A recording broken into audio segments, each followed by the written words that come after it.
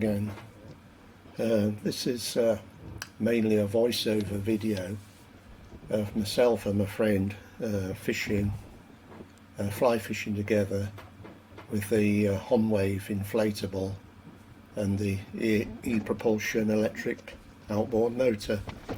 I've had one or two people contact me and ask me whether it's possible for two people to fly fish from these little inflatables at the same time. I think even though I've shown a bit of video footage with my friend and I fishing, I think they've had the impression that one of us is gillying the other, but it's actually quite easy for the pair of you to fly fish. You can see me sort of floundering around trying to get into the boat. That's basically, when you're of a certain age, the hardest part of the whole proceedings.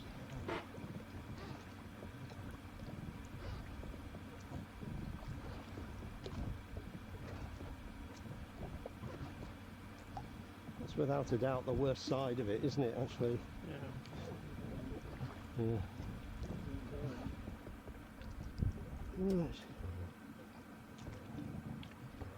I chose the Honwave inflatable because I first bought the electric outboard, which is quite a pricey investment, and the chap I bought it off was asking me what I was going to put it on, and I said an inflatable, and I mentioned the make, and even though this fella had no inflatables of his own, so there wasn't really an incentive to trash the company.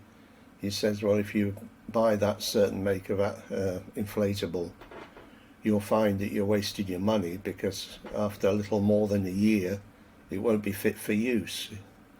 So the attractive price is offset against something that's going to fall apart. But he says he knows that the Honwave range by Honda will last you for years and years, and if you get sick of the boat or want to upgrade, they always have a good resale value. So that's why I went for the Honda.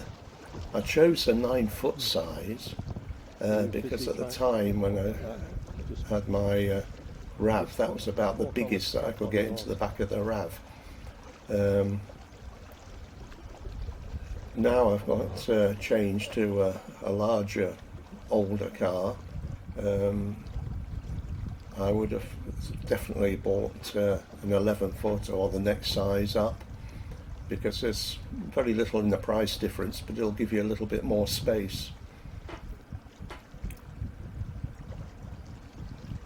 So briefly talking about the electric outboard, these things are an absolute godsend.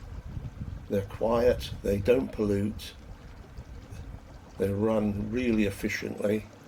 You can spend a whole day belting up and down a loch or a lake, and you've always got power to spare. There's a popular German make, which I forget the name of at the moment, but I wouldn't advise getting it, because although it works beautifully, the propellers are made out of super brittle plastic. You know, when you get food containers at home and you get some of the sort of clearish white ones, how you can flex them and bend them and they don't break, and then you get food packed in some of those black ones that as soon as you flex it for your waste disposal, they shatter. Well, the propellers are made out of that type of material. So when you hit your first rock or gravel as you're coming into land, you've no propeller, and it's £100 a piece. It's too much of an investment for every day's fishing. Even on this loch that my friend and I are fishing, which tapers out quite nicely from the side in all directions, there are, at the top end of it, there's two surprise rocks that are stuck virtually in the middle of nowhere, which I've had the misfortune of catching the propeller on. But thanks to the fact it's very durable on the ePropulsion, I haven't broken the propeller and I can just carry on motoring. Obviously you don't like doing it, but that's one of the things that happens. So we're getting ourselves in position here on the boat, and eventually the camera view will turn round to show that my friend is actually fishing from the same side as me. And these outriggers on the inflatables, because this little inflatable will hold 4+ people, I mean, I wouldn't feel comfortable going anywhere with 4 of you in it, but you can sit on them quite comfortably and fish without it sort of overturning. And I've been out in this little boat in some surprising winds without any problem. I mean, without going into details, you know that all around Europe, inflatables are used to carry vast numbers of people, and they seem to get to the destination in the end. The golden rule when 2 of you are boat fishing in a small boat like this, well, really even a slightly bigger one, is that you have like an imaginary line from where the seat and going out to the shore. You each have 90 degrees of that area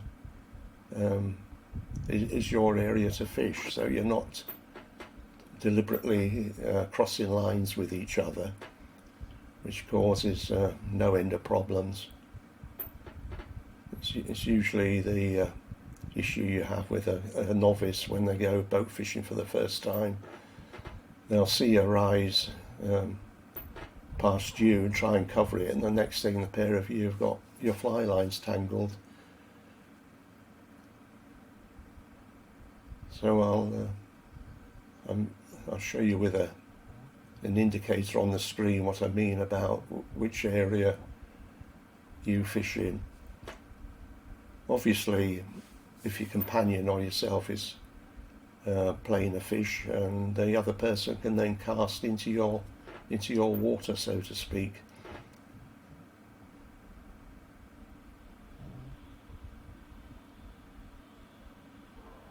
But we're fishing in a sizable loch in Scotland, but don't assume that because you can get access to the water that everywhere is a free-for-all in Scotland. Do check up and get permission for where you plan to launch your boat if you get one. It saves having half a dozen angry keepers glaring at you when you come to shore, and the possible court case if you've got it completely wrong. I'm transferring the car keys into this top pocket here, so...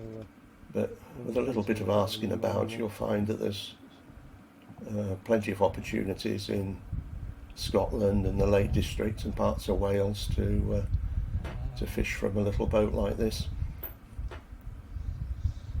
Anyway, I'd like to thank all the people that have recently subscribed. I've had some people from some surprising locations, for me anyway. I'm just biding time until the weather gets better and the trout season starts, and then hopefully there'll be lots of hours of decent fishing. So, as I always say, bye for now, and look forward to seeing you again. Bye. Thank you for watching. Quite nice, that breeze, isn't it? It's just enough to